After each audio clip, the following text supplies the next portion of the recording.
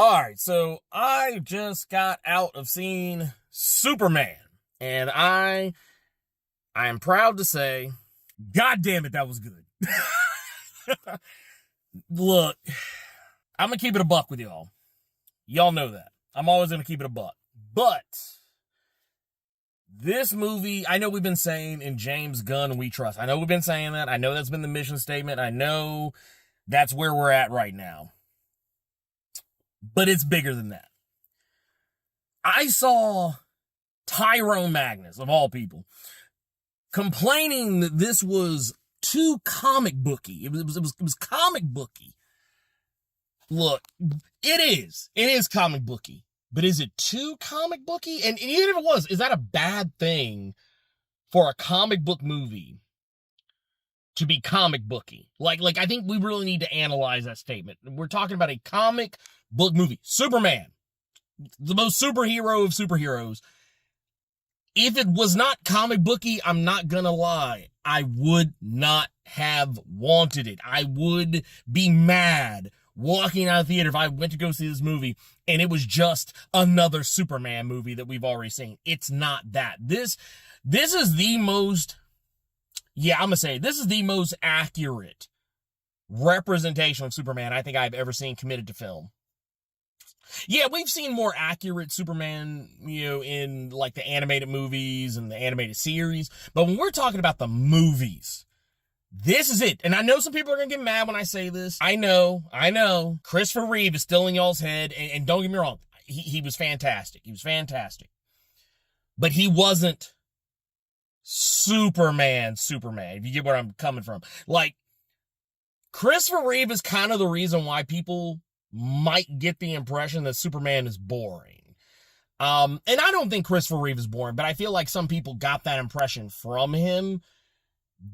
What David Corenswet is doing with Superman, he is bringing a lot of gravitas and a lot of nuance to this character. He's got emotions. He's got range. He can feel different things. Two things can be true to him all at once, and yet at the same time, he can still inspire hope and give you the speech. Y'all know the one I'm talking about. He can give you the speech. You're going to get it. The speech that basically is the tell them who you are speech. And the one that's going to bring a tear to your eye. I think also the way Superman is depicted in this, they kind of pull, without going into too many spoilers, they kind of pull some of you might know what I mean when I say this, they pull a Spider-Man PS4. For some of y'all know what I'm talking about. This, with Spider-Man PS4, when you play that game, Spider-Man has already been Spider-Man for a while. He's been Spider-Man-ing for like some years, and that's kind of how this Superman movie is going to do.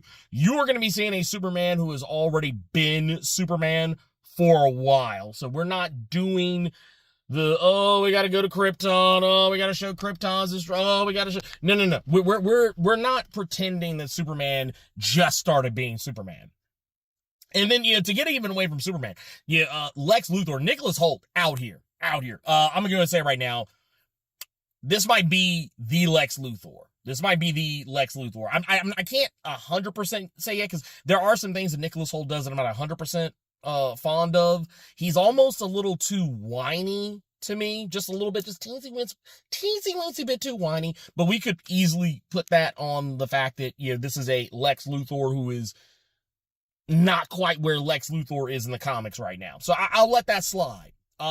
His performance, I think, was still good. He was very believable. Rachel Brosnahan, let's just go ahead and say it right now.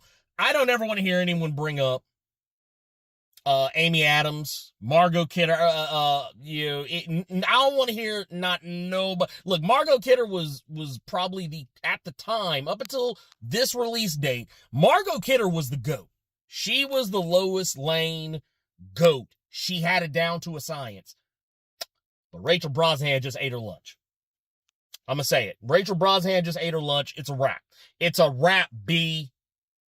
Rachel killed it. Mrs. Maisel killed it. She brought that same energy, but she dialed it up, and she still did it while being able to maintain a likable persona. I'm going to go say right now, the rest of everybody, Isabella Merced as Hawk Girl, fantastic. She doesn't get as much time. She gets actually a fair bit of time, but she doesn't get as much time as like Guy Gardner. Nathan Fillion. She doesn't get as much, and she doesn't get. And I'll even say this: I thought Nathan Fillion was gonna be in this movie a lot. He actually is not in it as much. Mr. Terrific. Let's go ahead and say right now, boy, Mr. Terrific, y'all are gonna be hot. Y'all are gonna be hot when y'all see this movie because Mr. Terrific's out here still in the show. Superman fans are gonna be mad. Maybe. I don't know. Superman fans are going to put some respect on the name of Mr. Terrific. Yeah, they joke with his name in the movie, but I know some people didn't like how Eddie Gathegi was doing the accent. Like some people tried to say, oh, he's putting on a black accent. He's talking street. I didn't really see it that way. I kind of saw it as a guy who I think the only reason people are saying that is because he's putting some gruff, like he's doing the, I'm the goddamn Mr. Terrific. Like he's doing that, like, and that is actual line from the movie. But he does do the I am the goddamn Mr. Terrific, kind of an all-star Batman reference for those of you who, God help you if you read that. That was like the one good thing that came out of it was the I am the goddamn Batman. But like to me, in my opinion, I don't think he's tap dancing the way a lot of people are trying to say. And yes, Mr. Terrific steals the show. Mr. Terrific is in this movie more than Guy Gardner, more than Hawk Girl. And I'm not gonna hold you. He's in this movie almost as much as Lois. Not quite, but I mean, he ain't far from it. Everything else that was in the movie was great. I think James Gunn did a really good job with Mom, Pa Kent. He did a good job with Metamorpho. Crypto is fantastic. Like, Crypto is the most lovable goddamn dog.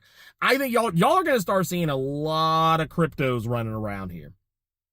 I'm gonna go ahead and say, y'all are gonna see a lot of Cryptos. When I'm talking about when you go to the dog park or the PetSmart, God help you, or somewhere else, you're gonna see a dog, and there's gonna be a lot of dogs like, ooh, Crypto, and you're gonna see like 20 dogs turn around in the dog park. It's gonna be crazy. It's gonna be crazy. But yeah, everything. Oh man, this movie is so good.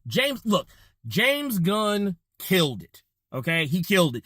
And if this movie is a statement of intent, I don't know what is. If it's not a statement of intent, I don't know what it is. This movie is setting the tone for the DCU, and I think a lot of people have been like in the lurch because Warner Brothers. They've been bullshitting with that DCEU stuff. I'm sorry, they've been bullshitting. So there's gonna be a lot of people. There's gonna be a lot of people who are gonna be. I know y'all gonna be gun shy because the DCEU has hoed you. They have hoed you. You don't have to worry about it. James Gunn is gonna take care of it. He's gonna bring you in. He's gonna put you in the house. He's gonna give you structure.